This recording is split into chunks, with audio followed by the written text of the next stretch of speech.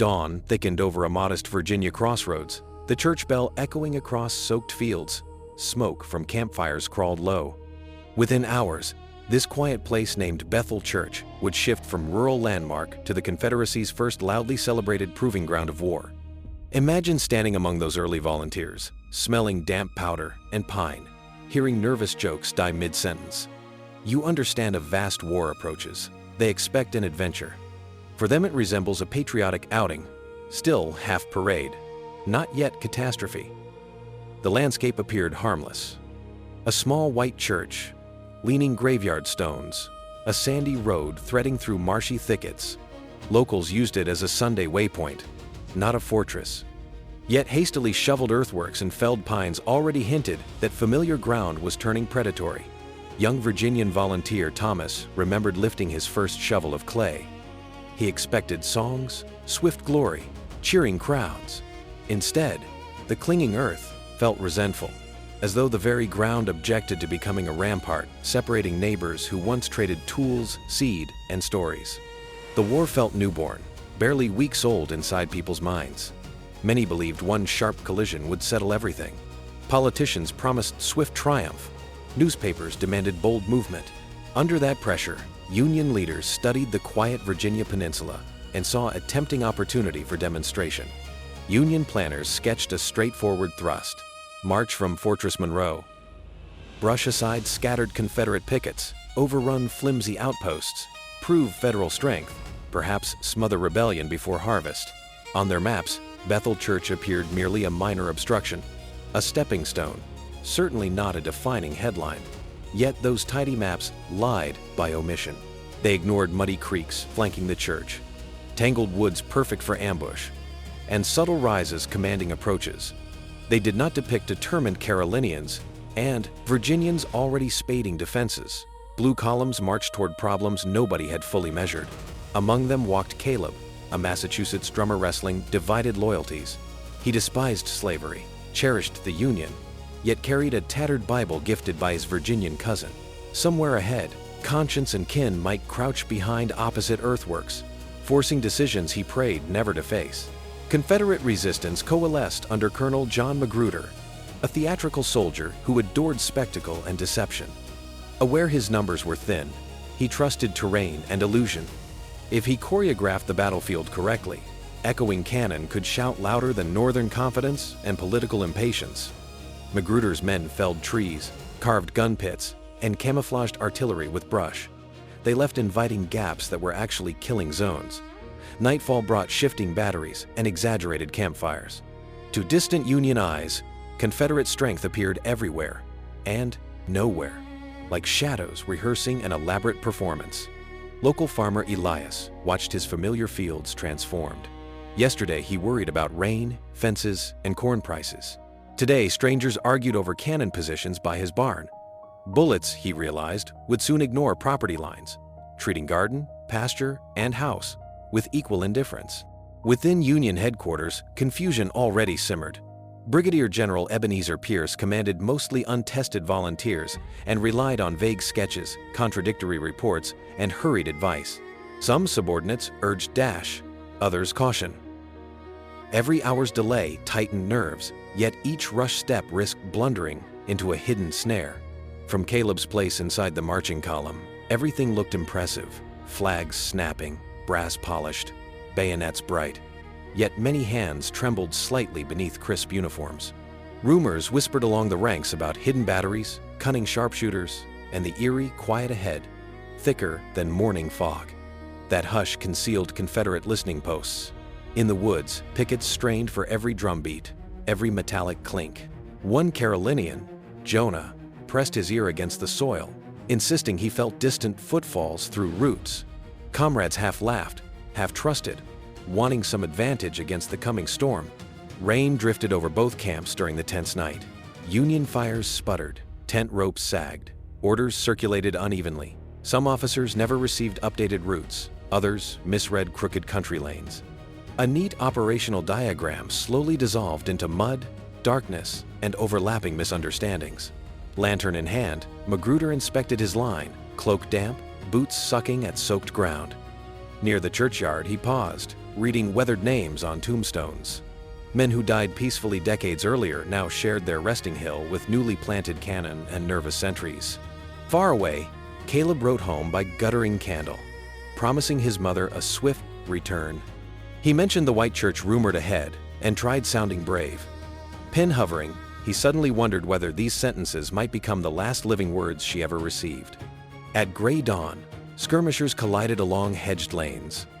A single rifle crack shattered the mist. Birds erupted from dripping branches. Drills ended. Reality began. Men who had practiced loading by numbers finally discovered whether they could truly fire at fellow countrymen. For Elias, the first volleys sounded like doors slamming in heaven. He hustled his family into the root cellar, walls smelling of potatoes and damp timber. Overhead, the world roared. With every distant blast, dust sifted down like grim, silent snowfall. Union regiments advancing on converging roads quickly tangled. Misread orders and thick smoke turned choreography into chaos. In the confusion, one regiment poured fire into another. Awful realization spreading too late. Before striking Confederate lines, they had already splintered trust with accidental friendly blood. Inside the Confederate works, Jonah watched blue silhouettes stumble, reform, and hesitate. Confusion drifted over them like powder smoke. Part of him pitied the strangers. Another remembered speeches about invasion. When his officer shouted the command, pity drowned beneath training. He steadied his musket and fired. Artillery joined the chorus. The church trembled as shells passed, windows rattling, plaster cracking. Inside, scattered hymnals lay across pews while dust drifted down like pale incense. One shell smashed through the roof, tearing open a patch of sky once framed for prayer. Advancing toward a shallow ravine, Caleb kept his drum slung silent, musket held clumsily. Through shifting smoke, he searched gray faces, imagining his cousin behind every flash. The question stalked him relentlessly. If recognition came, could his finger still tighten on the trigger? Confederate guns, carefully positioned, controlled every approach. Each blast scythed paths where terrain funneled Union formations. A gentle stream that once watered livestock now caught shattered equipment and darkening water. Bethel's quiet geography hardened into a calculated mechanism designed to intercept courage mid-stride. General Pierce strained to restore order, dispatching couriers with revised instructions. Some riders vanished into woods, thrown, lost, or shot. Smoke veiled landmarks. Shouts misdirected units. Attacks arrived piecemeal rather than massed, granting the defenders exactly the fragmented, manageable crises their preparations anticipated. From Magruder's vantage, the battlefield resembled an audacious play nearing its climax. His line was thin, ammunition limited, but position strong. He watched Union thrusts flare against his works, waiting anxiously for either a decisive blunder or the sudden collapse that could still doom everything. Elias briefly opened the cellar door. He saw lines groping through his corn, stalks shredded by fire. A wounded Union teenager crumpled beside the fence, whispering for water. Elias froze, torn between fear of Confederate punishment and a stubborn instinct to help anyone suffering. Jonah reloaded mechanically, fingers blackened, ears painfully numb. Between volleys, he glimpsed faces twisting from confidence into disbelief as blue ranks buckled. Victory tasted metallic rather than sweet. Each collapsing figure, Northern or Southern, forced him to wonder what idea truly justified that abrupt silence. For many Union soldiers, the battlefield became a bewildering maze. Some units advanced bravely, others stalled, unsure where allies stood. Officers waved swords, rallying small assaults across open ground, swept by cannon. Individual courage shone everywhere. Real coordination appeared almost nowhere. Caleb reached the moment he dreaded. Through drifting powder clouds, he saw a gray-clad figure collapse behind a log, face half visible. Heart hammering, he rushed forward. Intention tangled between attacker and rescuer, terrified to discover his cousin, equally terrified not to. The fallen soldier proved a stranger, eyes already dimming. In his hand lay a locket engraved with initials Caleb recognized from extended family gatherings. Not his cousin, yet kin by bloodline. In that instant, the distinction between enemy and relative twisted into something unrecognizable. By late morning, Union casualties mounted without decisive progress. Officers argued amid shrieking shells: press harder or disengage. No speech could alter ravines, felled trees, and interlocking fire. Courage alone could not cross those angles. Gradually, retreat emerged as the only intellectually honest, survivable option. From Confederate trenches, cheers rolled outward as blue lines receded into woods. Hats waved, rifles lifted triumphantly. Yet celebration dimmed when men noticed unmoving shapes scattered closer than anticipated, some gray, some blue. Victors and vanquished alike lay within a few desperate strides. Elias stepped fully outside, crossing ground still trembling from explosions. His well bucket hung shredded by fragments, fences leaned drunkenly, furrows gaped with fresh craters. On his porch rested a broken bayonet and blood-stained glove unasked souvenirs from a conflict he never endorsed. Near the church, Jonah sat on an ammunition crate, hands finally shaking. An officer praised their steadiness, promising Bethel would echo through Southern history. Jonah smiled obediently, yet stared at the ground, wondering whether triumph constructed atop fresh graves could ever feel truly secure. News galloped outward. Southern editors framed Bethel Church as proof that determined Confederates could repel Northern power. Articles inflated the scale, transforming a modest engagement into shining validation. The young nation seized that narrative hungrily, treating it as confirmation of destiny, even divine favor. Northern newspapers faced an awkward task. They acknowledged a setback, yet wrapped it in explanations. Green volunteers, treacherous terrain, miscommunication. Some scolded leadership, others insisted valuable lessons were learned. Beneath cautious language lay a sobering realization. The rebellion would not evaporate after one bold demonstration. Caleb trudged back toward Fortress Monroe, feet blistered, thoughts heavier than his gear. He carried the memory of the locket, the ruined church profile against thinning smoke, and the sound of friendly fire. Whatever banner he marched under now felt complicated, stripped of simple righteousness. On grand strategic charts, Bethel looked minor few casualties compared to storms ahead, no capital captured. Yet psychologically, it mattered. Confederate soldiers, politicians, and civilians suddenly possessed concrete evidence that their line could hold. A small field had enlarged an entire region's confidence. Magruder understood that morale might outweigh numbers. His official report emphasized daring maneuvers, clever deception, and enemy confusion. Theatrical phrasing polished rough edges into legend. Around campfires, retelling stretched events further, turning improvisation into apparent design, near disaster into what sounded like a flawless opening statement. Across the South, parlors buzzed. Women embroidered flags, while men retold Bethel's story, each version gaining color. Parents comforted anxious children. Our boys drove them back. The battle became a reassuring tale, a psychological shield against worries about factories, railroads, and population. Behind the cheers hid quieter sorrow. Families received curt notes. Sons killed near Bethel Church, with scant detail. Some never learned the exact spot where loved ones fell. For them, victory announcements rang hollow, like triumphant music played in a permanently darkened room. Alias tried repairing furrows, but cannon ruts refused tidy correction. Selling everything and moving crossed his mind. Roots and debts held him fast. Every Sunday thereafter, the sight of that modest church reminded him that history could intrude uninvited and demand payment in blood. Years later, Jonah remembered Bethel as both pride and weight. He recalled roaring guns and the thrill when blue ranks broke. He also remembered a barely bearded boy crawling toward a dropped canteen, eyes wide with astonished hurt, as though the world had betrayed him. Stung, yet intact, the Union Army began adapting. Officers dissected Bethel's failings, debating reconnaissance, maps, communication, and leadership. No one wanted another friendly fire mishap or scattered assault. In grim fashion, that small battlefield became a classroom where tactical improvement cost irreplaceable human tuition.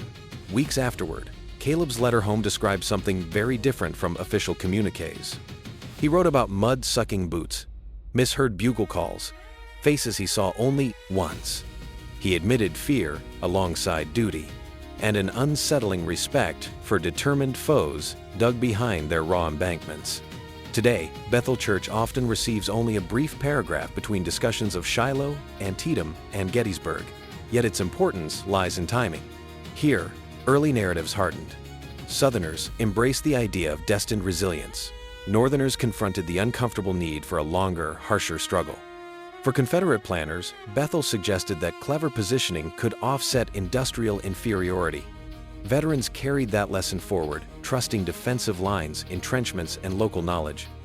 That confidence shaped strategies across later campaigns, sometimes saving armies, sometimes encouraging stubborn stands that bled resources dry.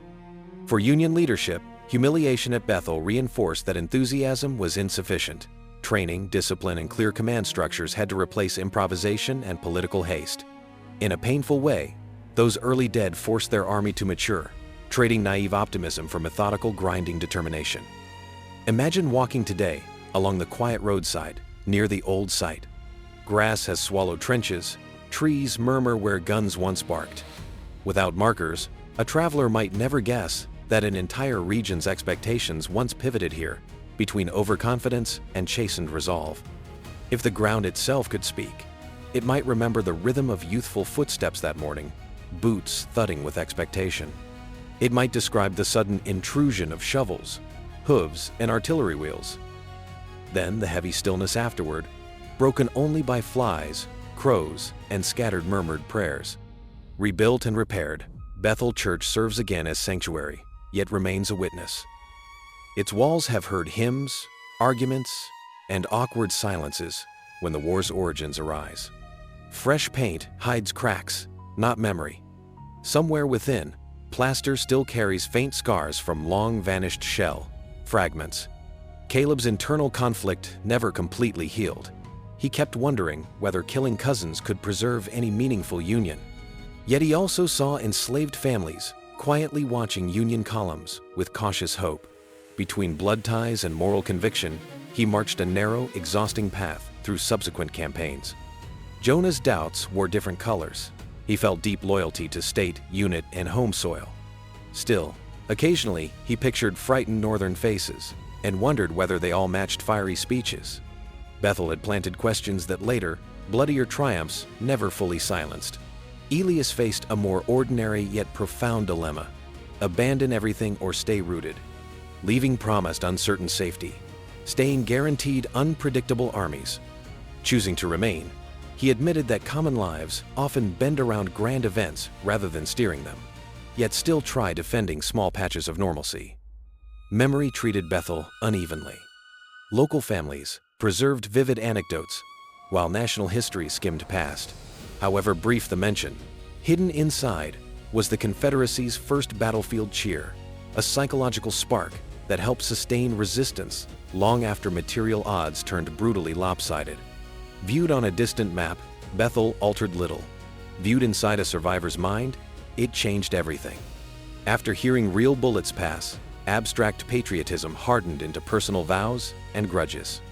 Men who lived through that morning often emerged more committed, not more cautious.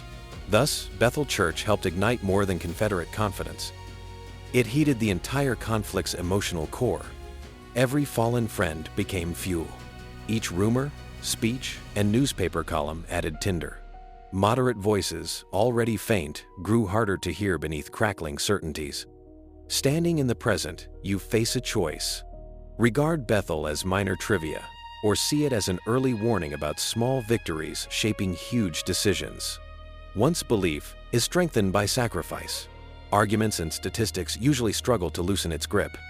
Here lies the unexpected ending. The Confederacy's first triumph did not secure ultimate success. It guaranteed escalation. Confidence born beside that Virginia church made compromise less conceivable. Negotiated settlements drifted away as both sections braced for a war measured in years, not months. When hearing about later giants Manassas, Chancellorsville, and Chickamauga, remember this modest field. Remember how an early win convinced many Southerners they could endure anything, and many Northerners they must redouble effort. Sweeping campaigns often pivot on seemingly insignificant crossroads, creeks, and forgotten chapels. Listen closely to Bethel's echo, and another pattern emerges. Around the world, first victories often intoxicate nations, convincing leaders to gamble further. Flags, languages, and uniforms change, yet the rhythm remains. Early success hardens expectations, while the eventual cost stays painfully unpredictable. The ghosts of Bethel Church pose questions rather than tidy lessons. They ask viewers to examine whose stories about honor and necessity they accept. History, approached honestly, must probe beneath heroic narratives, measuring every claimed gain against the lives quietly spent achieving it. As the camera rises above fields and church, the sounds of battle fade into mere wind. Roads, tree lines, and rooftops arrange themselves into quiet patterns. The realization settles. Decisions made by a handful of people here rippled outward across an entire continent. Bethel Church, early summer 1861, a small clash on charts, a large spark within hearts.